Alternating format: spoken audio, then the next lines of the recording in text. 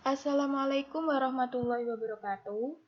Saya Nurfaiyah, NIM 2020-12006 dari kelas akuntansi 3A.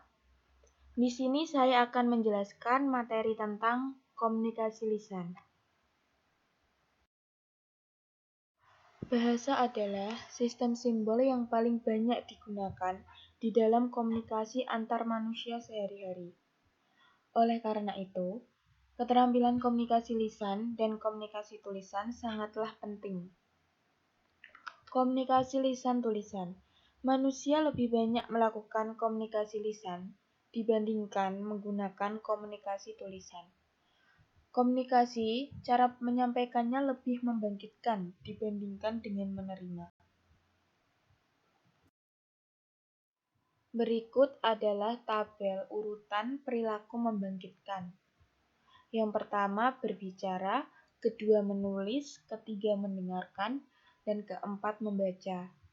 Di sini juga ada diagram persenan dari perilaku membangkitkan.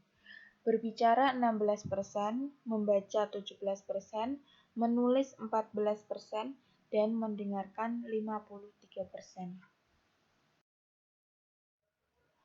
Apa sih komunikasi lisan itu? Untuk pengertiannya, komunikasi lisan merupakan proses penyampaian pesan dengan cara mengucapkan kata-kata melalui suatu medium langsung kepada penerima. Contohnya seperti saat orang bercakap-cakap secara tatap muka atau melalui media telepon dan sebagainya. Keterampilan dasarnya adalah berbicara dan mendengarkan. Komunikasi lisan dalam komunikasi antar manusia merupakan keterampilan berkomunikasi yang pertama kali dipelajari manusia, dan juga merupakan era paling awal komunikasi antar manusia setelah era isyarat dan lambang.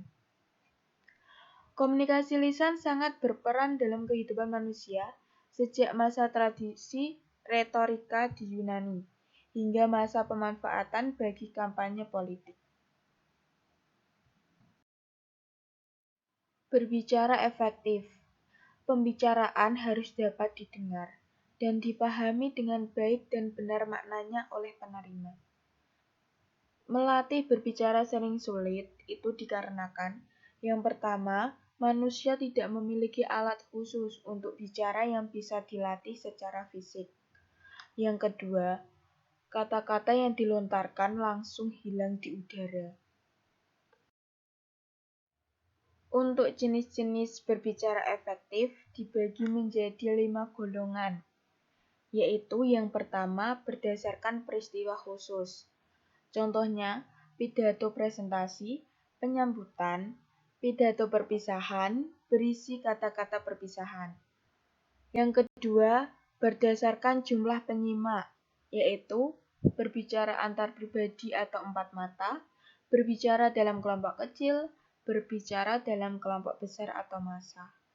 Yang ketiga, berdasarkan tujuan, yaitu berbicara menghibur, menginformasikan, menstimulasi, meyakinkan, dan menggerakkan. Yang keempat, berdasarkan situasi, yaitu dibagi menjadi 2.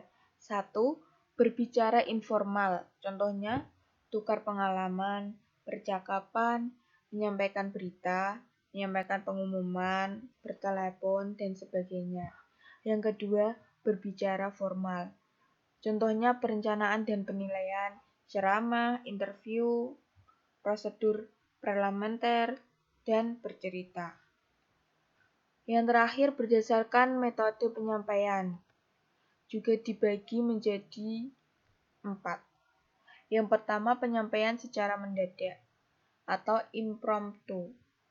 Contohnya tanpa rencana harus berbicara di depan suatu forum, mungkin karena menggantikan pembicara yang tidak datang atau karena alasan lain. Yang kedua, penyampaian berdasarkan catatan kecil.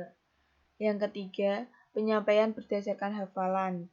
Contohnya ada naskah tapi sudah dihafalkan sehingga pada saat berbicara tidak membacanya. Yang keempat, penyampaian berdasarkan naskah, yaitu berbicara dengan cara membacakan naskah yang dibawa. Berbicara efektif mengembangkan keterampilan. Di sini berbicara efektif memerlukan keterampilan khusus atau perlu latihan, terutama pada mengkode materi ke dalam kata-kata lisan, menyampaikannya dengan benar dan sesuai, dan mengembangkan empati terhadap pendengar. Untuk teknik berbicara efektif ada 6. Yang pertama, bahasa, yaitu harus efektif, tata bahasanya benar, dan kosakata atau variasi. Yang kedua, materi, yaitu jelas, sesuai, dikenal, minat, dan terasosiasikan. Yang ketiga, cara atau gaya berbicara, yaitu pengucapannya, penampilan, dan gerak-gerik. Yang keempat, penampilan berbicara, yaitu terdiri dari postur tubuh, pakaian dan perhiasan, atau gerak-gerik. Yang kelima, hubungan dengan pendengar, seperti mengenal, melibatkan, tidak mendominasi, menghargai, dan sebagainya. Yang keenam, suasana pembicaraannya membangun keakraban sesuai tujuan atau sesuai lingkungan. Selanjutnya adalah mendengarkan. Mendengarkan melibatkan 4 unsur. Yang pertama, mendengar, yaitu penerimaan rangsangan pendengaran atau aural stimuli. Kedua, perhatian, yaitu memperhatikan rangsangan tertentu, mengabaikan rangsangan lainnya. Ketiga, memahami, yaitu pemberian makna pada yang didengar. Yang keempat, mengingat, yaitu menyimpan informasi untuk diperoleh kembali. Jenis-jenis mendengarkan ada 4. Yang pertama, mendengarkan yang menyenangkan. Ketika bercakap-cakap, bercanda, mendengarkan hiburan di radio dan nonton TV, dan sebagainya. Yang kedua, mendengarkan secara diskriminatif. Contohnya, fokus mencari informasi tertentu, seperti saat kuliah. 3. Mendengarkan secara kritis, sambil aktif menelisik, mengevaluasi, mencari benar kesalahannya, kekuatan kelemahannya, misalnya dalam sidang pengadilan. Yang keempat, mendengarkan dengan empati, yaitu mendengarkan yang tersirat, ikut merasakan emosi pembicara seperti saat mendengarkan keluh kesah teman.